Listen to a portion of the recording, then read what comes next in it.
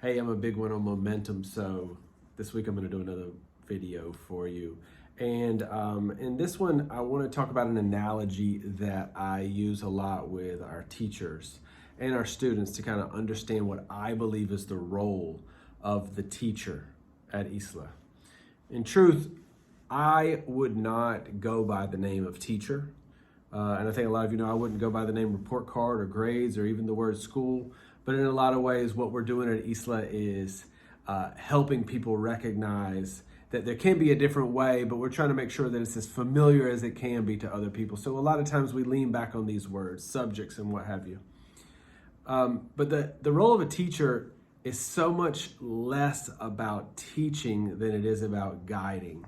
And I think the most the simplest way, I think, for everybody to understand that is to think of a physical trainer, okay? When you imagine yourself having joined a gym, you go to the gym because you have a goal. Perhaps your goal is to run a marathon. Perhaps your goal is to be able to bench 225 pounds. Perhaps your goal is to be able to run a 40 meters in a certain speed. But you have a physical goal. Maybe you want to lose weight. Maybe you want to put on muscle. And you go to this gym and you sign up to have access to a physical trainer. Why do you do that? Well, there's two key reasons that you do that. Number one, you know that if you have a question, if you're doing something wrong, if you need guidance in any way, that physical trainer is an expert and they'll be able to give you some quick tips on how to improve.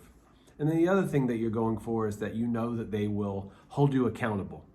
And so a lot of us will pay for these types of services. I remember during COVID, there were people who paid to continue with their personal trainer because they just really wanted to have that piece of accountability there.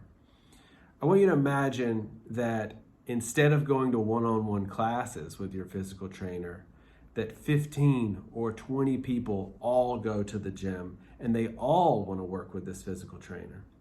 And how would the physical trainer do it? Well, they'd bring you in, they'd get to know you, they'd talk with you about your goals, and they'd help to make sure that you set reasonable, manageable goals. Then they'd also make sure that all of the machines, all of the exercises, all the things that are in that gym, you understand how to do. That's a big part of how we start a school year, is to really orient everybody into how to work independently. The physical trainer would not stand over you for the hour or the 2 hours that you were there and do everything with you. No. They would give you advice on which exercises were best for your personal goals. And if your goal is to run a marathon, it is okay if you spend time on the bench press because it's going to make you stronger, it's going to make you healthier. But they also might tell you that strength is perhaps not the most important factor for finishing that marathon, and they might try to guide you over to doing things that are going to improve your stamina, your endurance, even the strength in your legs. Okay, imagine this happening. The physical trainer has these 15 to 20 clients in the room. And so they are moving throughout the room, ensuring that everybody understands how to use these machines, and they also continue to work through their goals. The physical trainer may only spend a very short amount of time with you. And what are they going to do when they spend that time? They're going to hear your needs. They're going to give you some advice. They're going to push you on to the next thing. And then from time to time, that accountability measure, they're going to test you. And that's a dirty word sometimes for a place like ISLA, because people think, oh, there's no testing at ISLA, or what does it mean to study for a test? Well, let me tell you, our students do have tests. It just doesn't look in the way that you think it does. So every time that your students or that your children come to a small reading group, or a writing group, or a math group, they are essentially being tested. And what is that test for? It's not to tell the student that they're terrible. It's not to tell the student that they're great, okay? It's to help the student and that trainer, that guide, that teacher, to kind of know, what do we do now? Let me break it down in a real clear one. Imagine that my goal is to lift 200 pounds, and I'm sorry I'm using pounds and not kilograms here. Imagine something in the range of 90 kilograms, okay? I really want to pick that up. I want to lift that. That is my goal. Well, when I go into my test, I'm way off. I'm not even close to 90. Well, what happens? Is the physical trainer going to allow me to continue spending my whole day trying to throw up this huge amount of weight when I'm not close? Of course not. They're going to bring that weight down to a manageable amount. Something that I can do, that not only I can do, but I can continue to add a little bit and get stronger. Think about how that works with math, right? We get kids, they're in 7th grade. They believe, their parents believe, hey, you've got to be able to do this. When we test them, when we see where they're at, sometimes they're not there yet. They need to strengthen skills that might be considered something earlier, maybe a 4th, 5th, 6th grade level.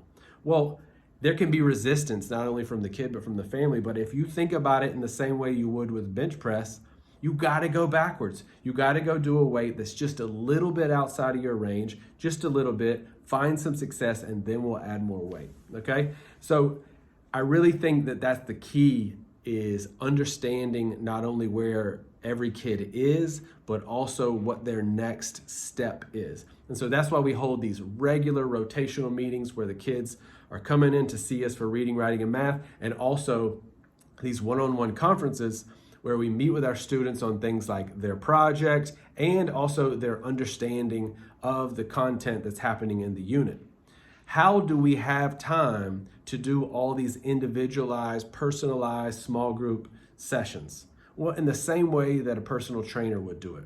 The personal trainer would come over and sit with me while I'm trying to throw up my weight, because I've been preparing to throw up this weight. I've been right up before that. I've been getting close for the last few weeks. Now I'm ready. The coach, the physical trainer, would come and see me do that. And what would the rest of the clients be doing? They'd be exercising. They'd be working on things that they need to work on. They wouldn't need that physical trainer to hold their hand through that. And so it's a critical piece of the ISLA classroom that our students are working on exercises and activities that are right within their zone of development, right within their weight, right within their speed, something that they can do. It's a little bit of a challenge, but it's certainly worthwhile that they spend the time doing that. And then we continuously meet and assess, test, and recalibrate what their next goals are. If that makes sense to you, then that gives you a sense of what's trying to happen in an ISLA classroom. And I'll tell you, like, the way that concept was really born in me, and probably why when I had the opportunity to build my own school, why it was so important for me to do that, is because some of you know this, some of you don't. I was trained to be a kindergarten teacher. That was my education. And so in a kindergarten, classrooms very much feel like that. That even when we look back at our own traditional kindergartens, there was a lot of movement, there was a lot of action, there was a lot of opportunities for kids to be doing different things, and there were a lot of opportunities for the teacher to be working with one or small groups of students. We keep that going. While I was a kindergarten teacher, I started doing counseling with a lot of middle school and high school students. And these were the kids often who were not fitting into the traditional school system. It wasn't only because they were sometimes behind, but sometimes they were way ahead. And because they didn't really see the point of going in and doing these exercises, they didn't vibe with the school system. I mean, imagine if you went to the gym and the physical trainer gave you a goal that was so below your level. What would be the point in going? Or they gave you a goal that was so high above your level. Again, what would you eventually do? You'd either stop going to the gym, or you just say, this is pointless. I can't achieve anything, or this is not challenging me in any ways. So having to work with those kids in the middle and high school level, I had to translate the stuff that I learned from being a kindergarten teacher and to help each person find their own space, their own goal. So we've translated that into ISLA, and that's, I think, one of the critical pieces that so many other schools just don't understand, is they think that, well, if you don't have a teacher standing in front of the room, all the desks facing this way, and just lecturing and giving them the worksheet and then the test at the end of the week, that you must not be serving them. But in my opinion, it would be like that physical trainer walking into the gym and telling every single person, today we are all going to be lifting this weight. And I don't believe kids are like that. I don't believe adults are like that. And I'm so happy that, we have not only a school, but teachers and guides and families that support us being able to create an environment, I think, that feels more in line with the types of things that as adults we participate in when we're doing adult education. So that's all. Thanks.